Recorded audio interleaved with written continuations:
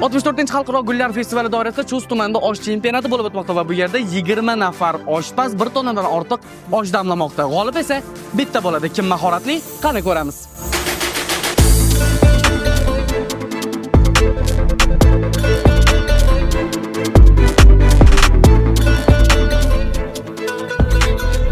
Assalomu alaykum. Va alaykum assalom. Rahmat, salomat. Necha kilo damlayapmiz? Inshaalloh 30 kilo. Maqtanishmas. Shu aynan vodiy boshqa shu O'zbekiston Respublikasiga nisbatan vodiy osh qilish bo'yicha boshqa viloyatlardan ajralib turadi. Chust osh markazi-ku.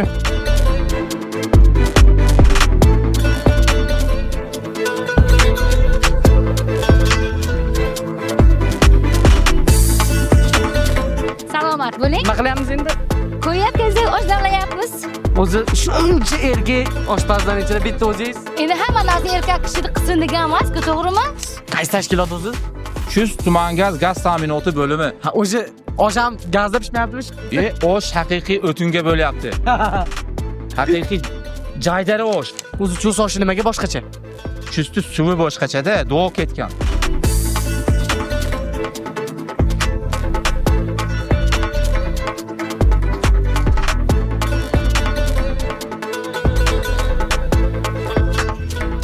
O'zi nimaga har yili osh chempionati Chust o'tkaziladi? Chust 2,5 ming 3 ming yillik tarixga ega qadimiy shahar hisoblanadi. Aha.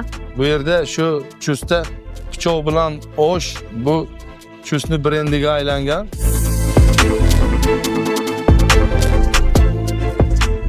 O'zi qancha osh damlayapmiz?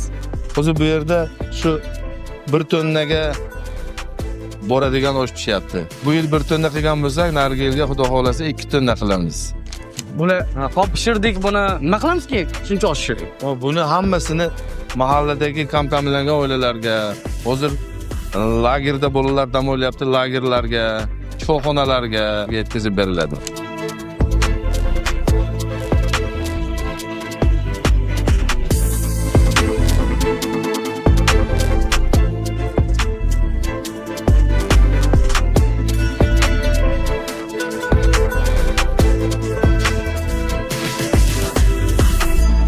Haqiqatan aka, boramiz. Hamma rahmat.